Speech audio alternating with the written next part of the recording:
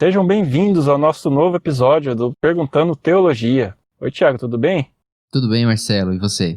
Tô tranquilo também, graças a Deus. Thiago, hoje temos uma pergunta um tanto polêmica. A pergunta é a seguinte: alguns versículos da Bíblia, como Colossenses 1:15 a 16 e Romanos 11 a 36, falam que tudo é para Deus. Isso não é egoísmo? Eu vou lê-los aqui. Colossenses 1:15 ao 16. Ele é a imagem do Deus invisível, o primogênito sobre toda a criação, pois nele foram criadas todas as coisas nos céus e na terra, as visíveis e as invisíveis, sejam tronos, sejam soberanias, poderes ou autoridades. Todas as coisas foram criadas por ele e para ele. E outro versículo que se encontra em Romanos 11:36. Pois dele, por ele e para ele são todas as coisas. A ele seja glória para sempre. Amém. Tiago, e o que a gente pode falar desses versículos que eu acabei de ler? Muito bem, Marcelo. A pergunta de fato é uma pergunta polêmica e a resposta dela pode ser surpreendente, né, para algumas pessoas. Por isso que a gente precisa tomar bastante cuidado, mas ter também a mentalidade bastante aberta para entender o que está sendo colocado assim. A forma mais correta de responder essa pergunta é sim, Deus é egoísta. Deus é egoísta. E para isso a gente vai ter que entender um pouquinho sobre o que é egoísmo e como que Deus se enquadra nessa definição. Bom, pegando a definição de um dicionário aqui, ó, uma definição da internet, só para facilitar para a gente, definição de egocêntrico, e fala assim: quem ou que exibe atitudes ou comportamentos voltados para si mesmo, de modo relativamente insensível às preocupações dos outros.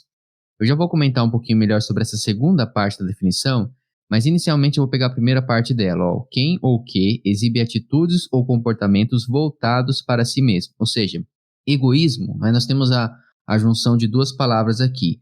Isso é tudo aquilo que diz a segunda parte, né? Diz respeito a um sistema, diz respeito a um conjunto de ações, e a gente tem essa palavra ego, não é? No começo ali, palavra grega, que significa eu. Então, o que é alguém egoísta? É alguém que vê tudo voltado para si.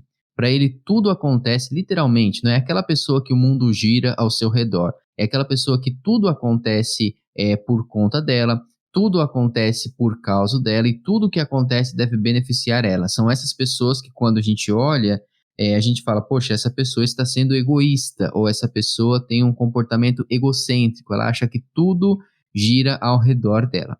Quando a gente pega essa definição e a gente aplica para Deus, a resposta rápida que a gente chega por esses versículos que você mesmo leu da pergunta, é de que sim, Deus é egoísta. Porque essas mesmas características a gente encontra em Deus. Deus diz que tudo foi criado por causa dele.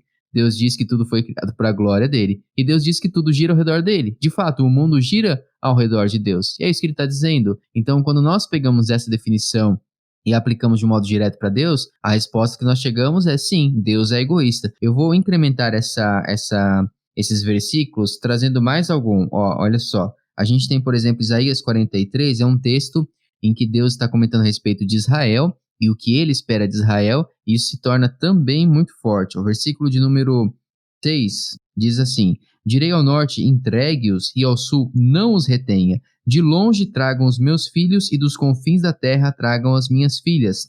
Todo o que é chamado pelo meu nome, a quem criei para a minha glória, a quem formei e fiz. Ou seja, criei para a minha glória, criei com uma finalidade, criei com um propósito.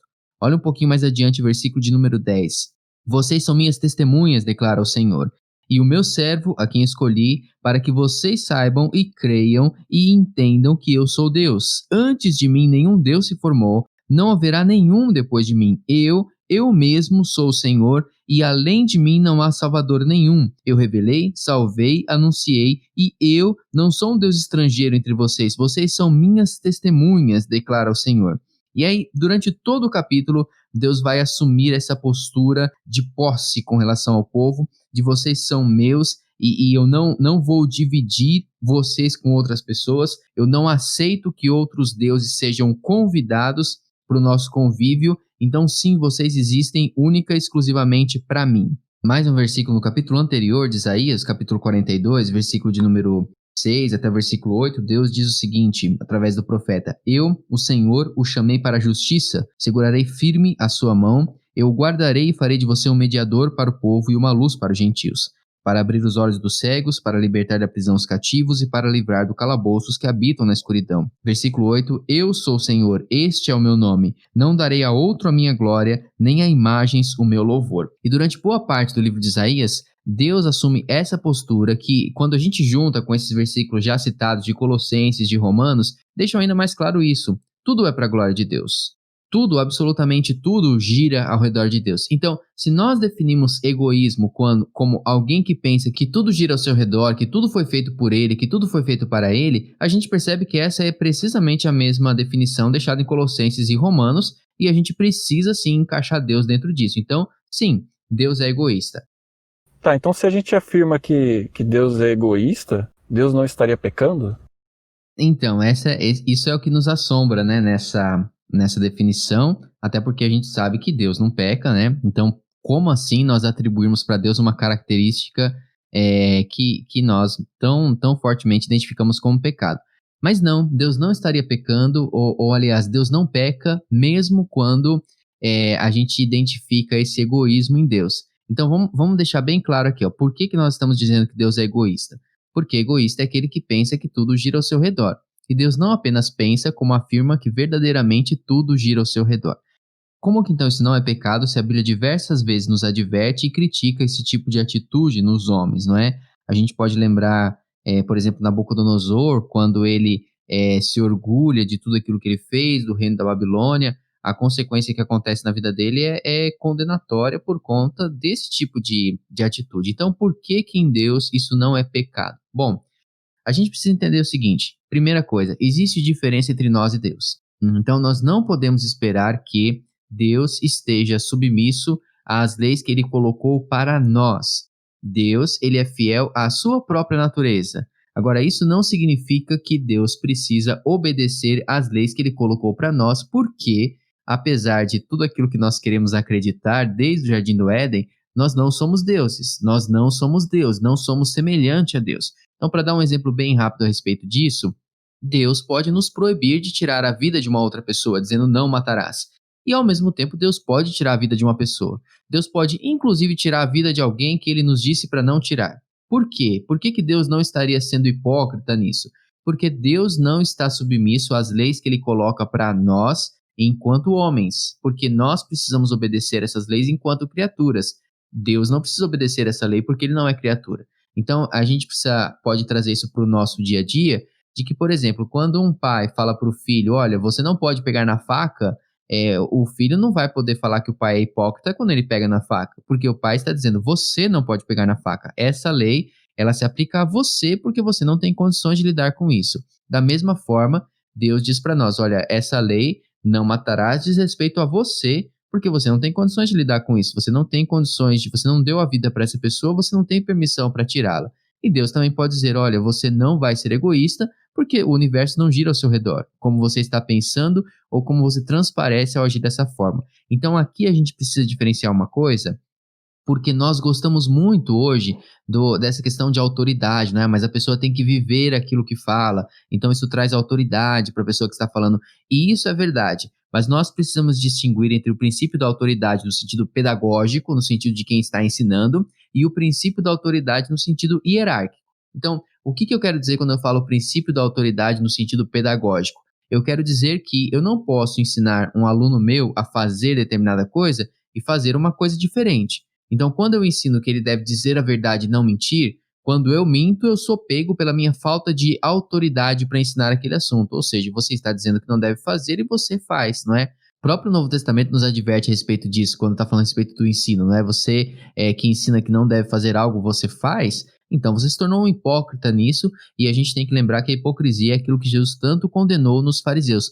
Mas por quê? Porque não é verdadeiro. Essa é a questão. Basicamente, nós estamos lidando com uma questão de verdade e mentira aqui. Então, quando eu, Tiago, eu acho que eu sou o centro do universo, isso é uma mentira, isso não é verdadeiro e por isso isso é condenável. Agora, quando Deus acha e afirma que Deus é o centro do universo, isso é verdadeiro, então isso não é condenável. Então, basicamente, é uma questão de verdade ou mentira, de acordo com a pessoa que afirma ser o centro do universo. Por outro lado, o princípio de autoridade no sentido hierárquico é justamente isso que eu falei, de que um pai pode sim proibir o filho de fazer algo e ele fazer.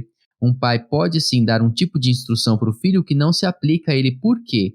Porque por mais que a gente tenha dificuldade em lembrar isso, como eu falei, nós não estamos no mesmo nível de Deus. Não somos deuses, não somos Deus, não somos, enfim, não somos. Então Deus pode sim colocar algo para nós e este algo não se aplicar a ele, porque hierarquicamente nós estamos abaixo de Deus. Quando a gente pensa nisso, o Catecismo de Westminster, que fala, que direciona, não é, as bases da nossa fé, a primeira pergunta que ele responde é a seguinte: qual é o fim principal do homem? Ou seja, qual é a finalidade do homem? O homem existe para quê? E a resposta que ele oferece é: o fim principal do homem é glorificar a Deus e regozijar-se para sempre. Ou seja, regozijá-lo para sempre, perdão. Então, a finalidade do homem, a razão pela qual o homem é criado, é glorificar a Deus, é desfrutar de Deus, é alegrar-se em Deus. E o John Piper, ele fala muito a respeito desse tema, porque ele diz o seguinte: se nós perguntássemos qual é o fim principal de Deus, nós encontraríamos essa mesma resposta. Então, do mesmo jeito que eu digo que o fim principal do homem é glorificar a Deus e gozá-lo para sempre, o fim principal de Deus é glorificar a Deus e gozá-lo para sempre, desfrutá-lo para sempre. Por quê? Porque a grande diferença é: o homem é algo, Deus é outra coisa. Por isso que nós podemos colocar essa distinção entre aquilo que Deus exige de si e aquilo que Deus exige do homem. Maravilha, Tiago. E de uma forma prática, como isso nos afeta? Então, por isso que eu comentei que lá no começo eu fiquei apenas com a primeira parte daquela definição que eu peguei de egoísmo, porque a segunda parte dela, não é, que fala assim, de modo relativamente insensível às preocupações dos outros. Aqui está uma distinção muito grande entre quando nós somos egoístas e quando Deus é egoísta. Então, o que acontece? Quando eu sou egoísta, de fato, isso vai me conduzir para essa insensibilidade dos outros. Quando eu acho que o mundo gira ao meu redor, quando eu acho que tudo é para meu benefício, tudo é para minha glória, então isso automaticamente vai me levar a uma insensibilidade, a um distrato com relação aos outros. Com Deus é diferente. Aqui a gente tem uma distinção entre o modo que Deus é egoísta e o modo como nós somos egoístas. Por quê? Porque quando eu digo, eu, Tiago, como ser humano, digo para uma pessoa que tudo é sobre mim, tudo é a meu respeito, eu não tenho condições de levar essa carga e eu não vou suportá-la se de fato alguém quiser me tratar como Deus e de fato eu não vou ter condições de oferecer nada para a pessoa que for me tratar como Deus. Agora, Deus, quando Ele faz isso, quando Ele nos convida para que tudo seja a respeito dEle, quando Ele nos convida a dedicar a nossa vida para glorificá-lo, a dedicar a nossa vida para louvá-lo, para engrandecê-lo e para desfrutar dessa centralidade em Deus, então aí não há uma insensibilidade, pelo contrário, aí nós verificamos o amor de Deus. Porque quando Deus faz isso, Deus está nos convidando para a coisa mais excelente que nós poderíamos encontrar, que é Ele mesmo. Percebe que, na verdade, o problema não é dizer que Deus é egoísta? Nós teríamos um problema se Deus não fosse egoísta. Porque se Deus dissesse para nós o seguinte: olha, entrega 99% da sua vida para mim, e os outros 1% você pode entregar para algum outro Deus, só para não dizer que eu sou um Deus totalitário, exclusivista e assim por diante, a pergunta seria: o que nós faríamos com esse outro 1%? Nós entregaríamos ele a quem? Confiaríamos a quem? E não importa a resposta, nós estaríamos confiando esse 1% a alguém menor do que Deus, a algo menos sublime do que Deus. Então, como Deus sabe que Deus é aquilo de mais sublime que se pode encontrar, Deus, por nos amar intensamente, nos convida a desfrutar da coisa mais sublime que possamos desfrutar, da forma mais intensa que podemos desfrutar. Então, é por isso que Deus fala: vem tudo para mim. Vem com tudo, coloca toda a sua confiança em mim. Se dedica inteiramente a mim. Por quê? Porque ao fazer isso, eu terei a minha vida desfrutando daquilo que de mais sublime pode acontecer. Então, perceba aqui, um resumo do que nós respondemos até aqui. Deus é egoísta? Sim, Deus é no sentido em que Deus faz com que tudo gire ao seu redor e que toda a glória deve ser dada a Ele. Nós podemos ser egoístas? Não, porque uma coisa é aquilo que Deus diz sobre si, outra coisa é aquilo que Deus diz sobre nós. Existe uma hierarquia que nos distancia de Deus, então nós não podemos confundir as coisas aqui. Deus tem toda a autoridade para cobrar algo de nós e, ao mesmo tempo, esta coisa não se aplicar a Ele, porque a nossa natureza é humana, a natureza de Deus é divina. Então isso significa que Deus é insensível aos outros, como um ser egoísta costuma ser? Não, muito pelo contrário. Nós, ao sermos egoístas, vamos ser insensíveis para com os outros, vamos afetar as pessoas ao nosso redor. Mas Deus, ao ser egoísta, está expressando a máxima definição do seu amor. Deus está nos convidando a desfrutar daquilo que de mais sublime pode acontecer. Então, quando Deus nos tira desse pensamento centrado em nós e nos convida para um pensamento centrado nele, Deus está deslocando a nossa atenção de algo inferior, que somos nós criaturas, e está posicionando isso em algo superior e sublime e supremo, que é Ele, que é Deus, que é em quem nós encontramos toda a fonte daquilo que nós precisamos para as nossas vidas. Então perceba que, ao ser egoísta e ao nos convidar desta forma, nesses versículos, né, ao nos exortar de que tudo é para Ele, tudo é para a glória dEle, Deus não está nos menosprezando, mas Deus está enaltecendo e Deus está nos ajudando a encontrar aquilo de mais pleno que nós podemos encontrar nessa vida. Estamos chegando ao fim do nosso episódio. Queria agradecer a todos que estão ouvindo e também pedir para que nos enviem perguntas através das nossas redes sociais e também no nosso e-mail, perguntandoteologia@gmail.com. E é isso, pessoal. Muito obrigado e até mais.